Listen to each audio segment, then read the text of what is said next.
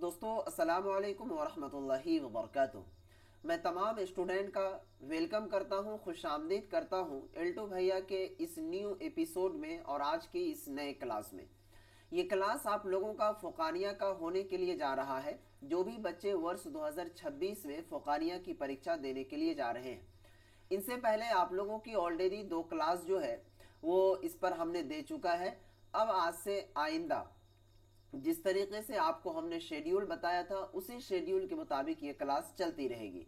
इनसे पहले जो 2 क्लास हमने दिया है उसके अंदर इनके जो भी तारुफ थे उनको हमने आपको करवा दिया है।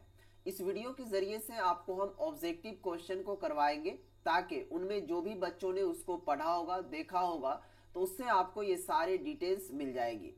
तो अगर आपने उस वीडियोस को नहीं देखा है, उस क्लास को नहीं किया तो आप उसे जरूर कर लीजिएगा। तो चलिए शुरू करते हैं। आज का पहला क्वेश्चन है जो कि साइंस का है, बायोलॉजी का, जो कि आपके एग्जामिनेशन में इसी टाइप के क्वेश्चंस आते हैं।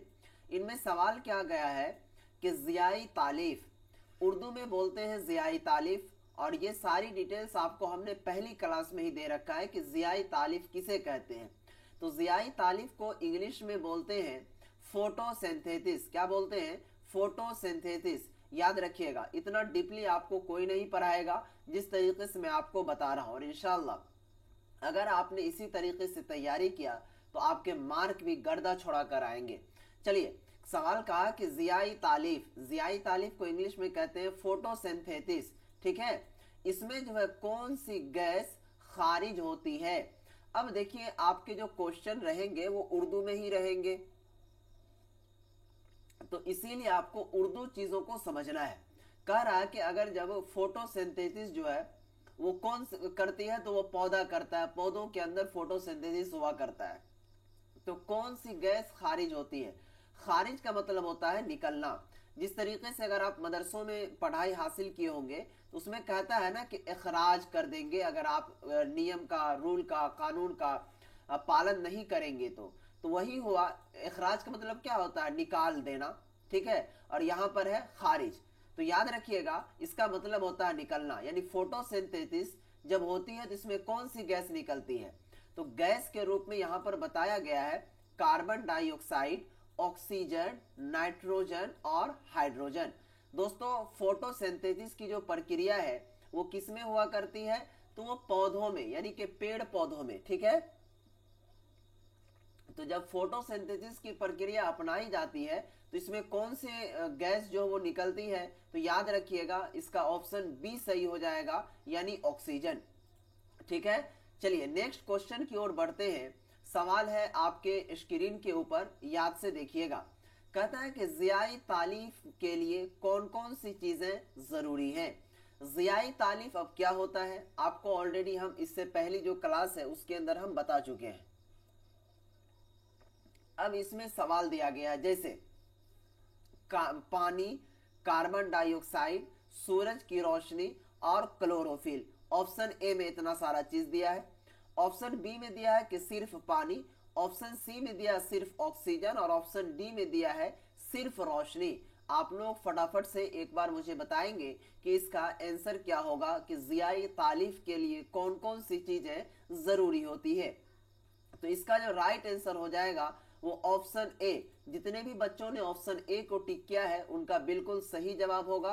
यानी ज़ियाई तालीफ के लिए ये सारी चीजों की जरूरत पड़ती है, जैसे पानी, कार्बन डाइऑक्साइड, सूरज की रोशनी और क्लोरोफिल। नेक्स्ट क्वेश्चन की ओर बढ़ेंगे। सवाल कहता है यहां पर कि पौधों में ज़ियाई तालीफ कहां होती है। याद रखिएगा, पौधों में ज़ियाई तालीफ कहां होती है। ऑप्शन कहता है कि पौधों के जड़ में, ऑप्शन कहता है पत्तों में, ऑप्शन सी कहता है तना में, और ऑप्शन डी कह रहा है कि बीज में। यानी कि दोस्तों, पौधों का ये सारा भाग है, यानी कि जड़ भी किसका भाग है? पौधा का। पत्ती भी किसका भाग है? पौधा का। पत्ती चाय बनाने वाला, लड़की लोग, पत्ती जो है वो चाय बनाने वाला जो चाय पत्ती होता है वो मत समझ लीजिएगा, यहां पर वो पौधों की पत्ता है। ठीक है, तना भी पौधों के अंदर ही है। बीज, जिसको जैसे मान लीजिए कि कोई पौधा होता है, जैसे सपोज कीजिए कि कोई फूल है, फूल के अंदर भी बिरार होता है जिसको बीज बोलते हैं, वही चीज। तो अब इसका आंसर आप लोग बताएंगे कि कौन सा आंसर सही होगा। सभी का आंसर आना चाहिए। यहाँ पर जो इसका आंसर है राइट वो आंसर बी हो जाएगा, यानी कि पौधों में। पौधों जियाई तालीफ जो होती है वो पौधों में कहां पर, तो वो पौधों के पत्तों में हुआ करता है, याद रखिएगा। चलिए नेक्स्ट क्वेश्चन आपके स्क्रीन पर है। सवाल कहता है कि इंसान में गजाइत की किस्म क्या है। ऑप्शन ए कहता है कि खुद परवरिश, ठीक है, एटोट्रोफिक जिसको बोलते हैं इंग्लिश में। उसके बाद बी कहता है कि गैर खुद परवरिश, ठीक है। ऑप्शन सी कहता है कि हम जोई, ठीक है, हेट्रोटोपी। उसके बाद सिम्बायोटिक। चलिए नेक्स्ट आंसर है इसका ऑप्शन डी में कि क्या कहते हैं, तखमीस कुंदर, यानी कि आपको यहाँ पर सवालों को समझना होगा कि इंसान में जो गजाइत की किस्म है वो क्या है। इसका 4 ऑप्शन आपके सामने दिया गया, अब इसका आंसर दीजिए। तो साथियों जितने भी बच्चों ने इसका आंसर बी को दिया है वो बिल्कुल राइट आंसर होगा, यानी कि गैर खुद परवरिश, जिसको इंग्लिश में बोलते हैं हेट्रोटॉपिक, ठीक है, याद रखिएगा। हो सकता है थोड़ा सा इंग्लिश बोलने में कहीं पर मिसमैच हो जाए, तो इसे आप नजरअंदाज कीजिएगा, क्योंकि ये सारे लफ्ज को, सारे अल्फाज को इंग्लिश में भी लिखना पड़ता है, उसके साथ साथ क्या कहते हैं आप लोगों को उर्दू में भी समझाना पड़ता है। चलिए नेक्स्ट क्वेश्चन आपके स्क्रीन पर है। सवाल कहता है कि अमीबा में गजा हासिल करने के अमल को क्या कहते हैं। देखिए अमीबा के बारे में आपको हम समझा देते हैं। ये अमीबा जो है ना, इसके बारे में पूरा डिटेल्स में नेक्स्ट क्लास में हम बताएंगे, लेकिन समझिए ये भी एक साइंस का पार्ट है, विज्ञान बायोलॉजी का एक पार्ट है अमीबा। एक लड़की थी जो कि एग्जामिनेशन दे रही थी कुछ साल पहले, उनके सवाल में आया था कि अमीबा क्या है, इस तरीके का कुछ क्वेश्चन था।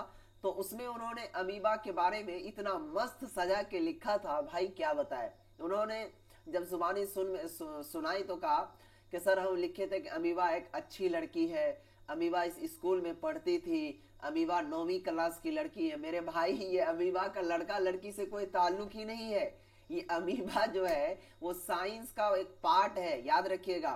तो आप उसके जैसा नहीं बनना, क्योंकि अब डिजिटल जमाना आ गया, आपको सारा चीज हम समझा रहे हैं। अमीबा में जो गजा, गजा किसको बोलते हैं, भोजन को, खाने का जो तरीका है वो कौन से विधि द्वारा अपनाया जाता है, वही चीज यहाँ पर पूछा गया।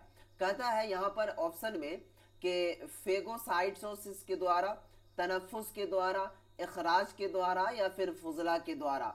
इसका राइट आंसर देखते हैं कितने बच्चे देते हैं। साथियों इसका जो राइट आंसर हो जाएगा वो ऑप्शन बी, यानी कि फेगोसाइटोसिस, याद रखिएगा, फेगोसाइटोसिस, याद रखिएगा। ये सारे इंग्लिश के लफ्ज हैं तो आपको याद रखना होगा। नेक्स्ट क्वेश्चन कहता है कि इंसान में हाजमा कहां से शुरू होता है। भैया जब हम खाना खाते हैं ना, भोजन जो करते हैं, तो हाजमा बोलते हैं पचाने को, हिंदी नाम होता है पचाना। यानी इसी को अगर हिंदी में सवाल पूछता कि मनुष्य में पचने की प्रक्रिया कहां से शुरू होती है, तो उसी चीज को भैया आपको जो है ना उर्दू में पूछ दिया है कि इंसान में हाजमा कहां से शुरू होता है। तो याद रखिएगा आपके पास भी एग्जामिनेशन हॉल में ऑप्शन ए रहेगा, बी रहेगा, सी और डी इस तरीके से दिया हुआ रहेगा।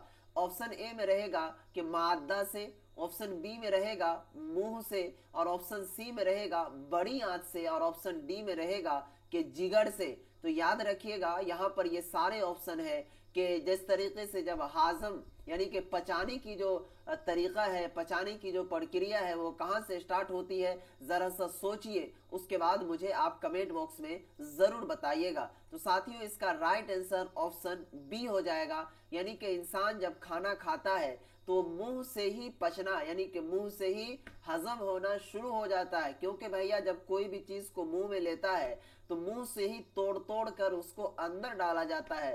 तो आप डायरेक्ट अगर मान लीजिए कि ये सपोज कीजिए ये खाने की चीज है, इसको हमने डायरेक्ट मुंह में लिया और निगल गया, तो ये पचेगा नहीं, क्योंकि सबसे पहले मुंह के अंदर तोड़ तोड़ कर खाना अंदर जाता है पेट के अंदर। तो याद रखिएगा इंसान में हाजमा कहां से शुरू होता है, तो वो मुंह से शुरू होता है। ठीक है, नेक्स्ट क्वेश्चन की ओर बढ़ते हैं। सवाल कहता है कि इंसानी जिस्म में सबसे लंबी आंत कौन सी होती है? दोस्तों आंत के भी बहुत सारे प्रकार हैं, बहुत सारे टाइप्स हैं, तो याद रखिएगा कि इंसानी जिस्म में सबसे लंबी आंत कौन सी होती है? छोटी आंत, बड़ी आंत। उसके बाद दोस्तों आंसर दे रहा है ऑप्शन सी में कि गला, और ऑप्शन डी में कह रहा है मादा। तो याद रखिएगा इंसान में जो सबसे लंबी आंत होती है वो छोटी आंत होती है। याद रखिएगा। आप सभी साथियों से हमारी दरख्वास्त है, रिक्वेस्ट है कि जितने भी बच्चे वर्ष 2026 के अंदर एग्जामिनेशन देने के लिए जा रहे हैं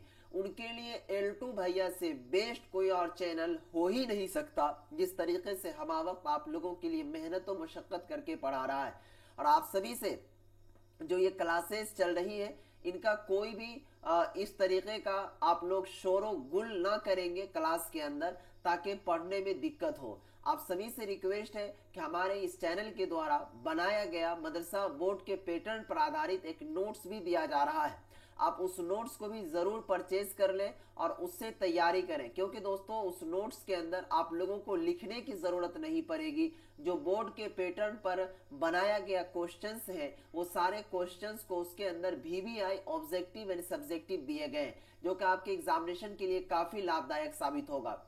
उनका जो है अभी प्राइस जो है वो 399 रुपए है, लेकिन फिलहाल क्लासेस के आगाज हमने दोबारा स्टार्ट किया है तो 50% हम डिस्काउंट करके ओनली फॉर सिर्फ और सिर्फ 199 रुपए में दे रहे हैं। आप उसे खरीद लें तो बेहतर होगा और आपकी एग्जामिनेशन की तैयारी और बेहतर हो जाएगी। इसको खरीदने के लिए नंबर स्क्रीन पर चल रहा होगा या फिर यहाँ पर नंबर नोट कर लीजिए 92-633-4119। इस नंबर पर जाना है, व्हाट्सएप पर आपको मैसेज करना है और इसे परचेज कर लेना है। अब बहुत सारे बच्चों के जहनों में ये सवाल होगा कि सर आखिर ये मिलेगा कैसे? तो जिस तरीके से हम अपने मोबाइल के अंदर हमारी इस क्लास को देख रहे हैं, कर रहे हैं, तो इसी तरीके से आपके मोबाइल पर ही व्हाट्सएप पर ये नोट सेंड कर दिया जाएगा। आपको कहीं इधर उधर भटकने की जरूरत नहीं होगी, जिसको एक क्लिक में डाउनलोड करके आप उसको पढ़ सकते हैं, अपने एग्जामिनेशन की तैयारी कर सकते हैं। चलिए आपको हमने बता दिया यहाँ पर सवाल क्या था कि इंसानी जिस्म में जो सबसे लंबी आंत होती है वो कौन सी होती है? तो छोटी आंत। यहाँ पर बच्चों का माइंड थोड़ा सा घुमा देता है कि बड़ी आंत, तो बड़ी आंत ये लंबी नहीं होती है। सवाल पूछ रहा है कि लंबी कौन सी होती है, तो छोटी आंत जो है वो इंसानी जिस्म की वो लंबी होती है। नेक्स्ट क्वेश्चन की ओर बढ़ेंगे साथियों। सवाल कहता है कि तनफ्फुस में कौन सी गैस ली जाती है?